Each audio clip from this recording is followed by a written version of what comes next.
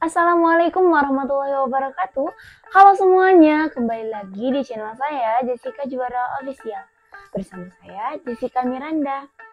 Ini adalah segmen baru dan kita kasih nama hashtag mengenal adat istiadat di Indonesia bersama Jessica.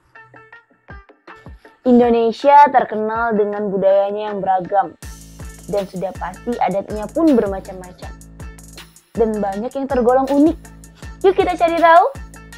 Pada episode ini, ayo ikutin saya untuk mencari tahu tentang adat suku Toraja, yaitu Rambu Solo.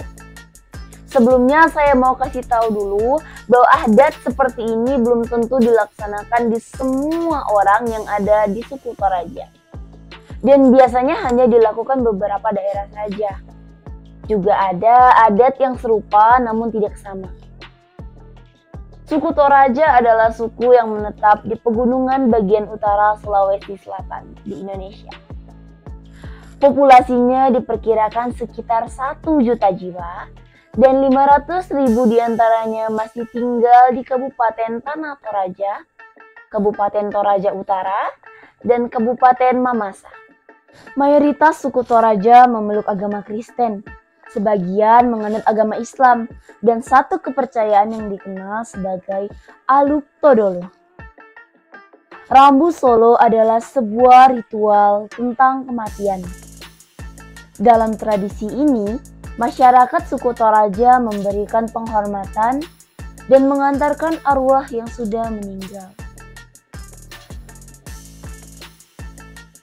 Tradisi suku Toraja Rambu Solo sering disebut sebagai upacara penyempurnaan kematian.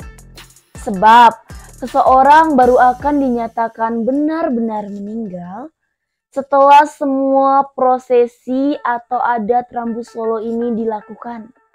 Selama prosesi upacara ini belum berlangsung, maka orang yang sudah meninggal tersebut akan tetap diperlakukan seperti orang sakit.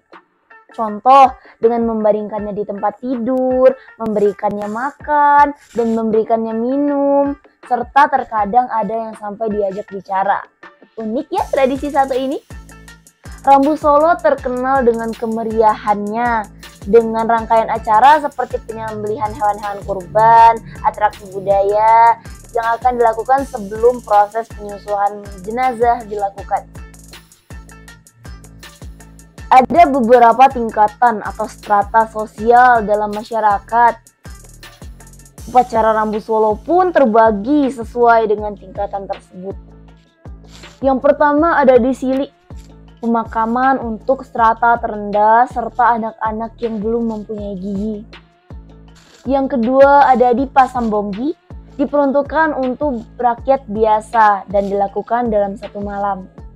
Yang ketiga ada di Batang atau di Goyatedong untuk kalangan bangsawan menengah.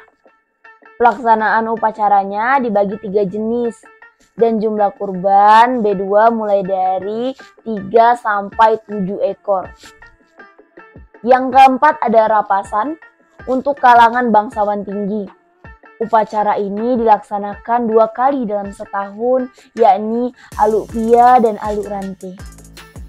Jumlah B2 atau sapi yang dikurbankan mulai dari 9 sampai 100 ekor. Tapi saya belum tahu pasti nih teman-teman, sebenarnya hewan yang bisa dikurbankan itu B2, sapi, atau kerbau saja, dan berapa jumlah pastinya. Bagi teman-teman yang tahu boleh tulis di kolom komentar ya. Lanjut ke proses pemakaman. Yang pertama ada persiapan tongkonan.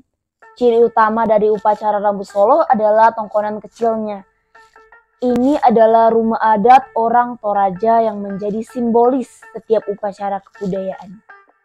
Beberapa pria akan membawa benda ini sepanjang jalan menuju lokasi pemakaman.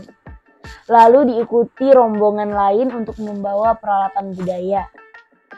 Dalam prosesi ini wajib untuk bersikap tenang tanpa ada keributan.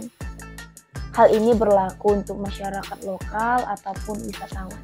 Yang kedua ada rante atau sesi pemakaman. Dikenal dengan bagian pemakaman, ini adalah pementasan seni.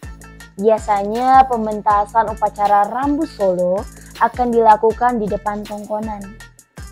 Ada sejumlah peraturan penting dalam prosesi, seperti maktuda, mebalun, ini sesi pembungkusan mayat. Setelahnya dilanjuti dengan makroto, yaitu penghiasan keranda atau peti mayat. Warna kain perak kemasar menjadi ciri khas untuk mempercantik peti orang yang meninggal dunia. Ketiga, ada pemindahan mayat. Selain prosesi tersebut, masyarakat akan melakukan mak popeng kalo alang. Ini adalah proses pemasukan atau pemindahan mayat dalam sebuah rumah. Setelah itu melakukan parade yang bertujuan untuk membawa mayat ke tempat pemakaman budaya atau biasa disebut dengan lakian. Akrab juga dikenal dengan mak palao. Tempat pemakaman tersebut bukan tanah, melainkan goa atau rumah kecil. Peti jenazah yang dimasukkan nantinya menandakan roh sudah tidak ada lagi di dunia. 4. Ada pertunjukan seni. Setelah semua prosesi ini selesai, masyarakat dan wisatawan dapat menikmati pertunjukan seni. Umumnya, tari budaya Toraja ini sebagai bentuk hiburan. Terlepas itu, ada juga beberapa pertunjukan yang dilakukan. Tujuannya adalah sebagai tanda penghormatan terakhir kepada orang yang meninggal dunia. Yang kelima, ada sesi pengorbanan. Upacara Rambu Solo juga memerlukan pengorbanan terhadap hewan atau peninggalan tertentu.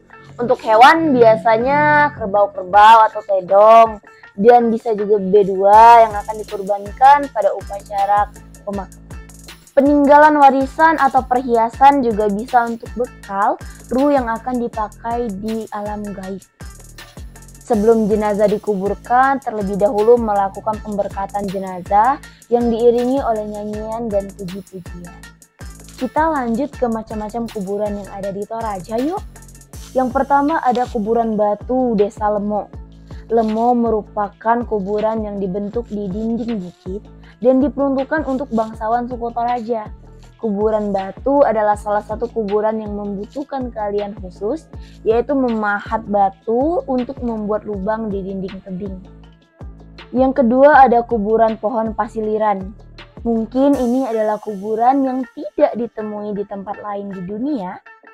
Kuburan pohon atau disebut dengan baby grave merupakan kuburan yang dikhususkan untuk bayi yang meninggal dengan syarat di bawah 6 bulan dan belum tumbuh gigi susu, belum bisa jalan, serta masih menyusui.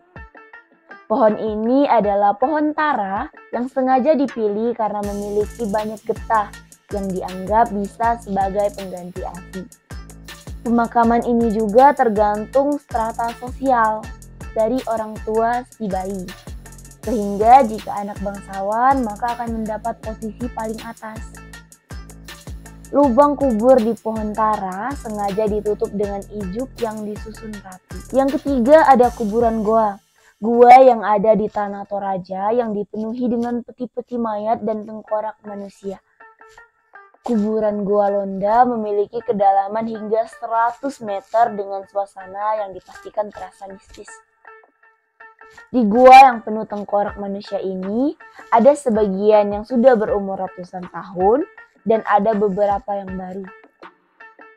Kuburan gua tanah Toraja bisa dijumpai di kuburan Londa, Pompang Alo Sanggala, Ketes Kesu, dan beberapa tempat lain yang mempunyai perbukitan batu karsit. Yang keempat ada kuburan gantung. Mungkin terdengar aneh seperti kuburan Toraja yang unik lainnya. Pemakaman di kuburan gantung dilakukan dengan memasukkan jenazah ke dalam erong atau peti mati tradisional Toraja, kemudian digantung di tebing-tebing batu. Biasanya kuburan gantung selalu berdampingan dengan kuburan gua. Kuburan gantung tanah Toraja bisa dijumpai di kuburan Londa, Ketekesu, dan Tompanggalo. Nah, itu tadi sekilas info tentang adat Toraja. Terima kasih buat kalian yang udah nonton sampai akhir. Bila ada penjelasan di video yang kurang tepat dan tidak sesuai dengan keadaan aslinya, atau kalian mempunyai informasi lebih lanjut tentang materi yang ada di video, teman-teman boleh tulis di kolom komentar ya, biar kita sama-sama belajar. Dan juga buat semuanya yang punya pertanyaan atau hal apa yang akan saya bahas di video selanjutnya, boleh juga teman-teman letakin di kolom komentar. Jangan lupa untuk klik like, komen, dan subscribe channel ini ya, supaya saya lebih semangat untuk membuat konten-konten terbaru lainnya. Terima kasih. Bye-bye.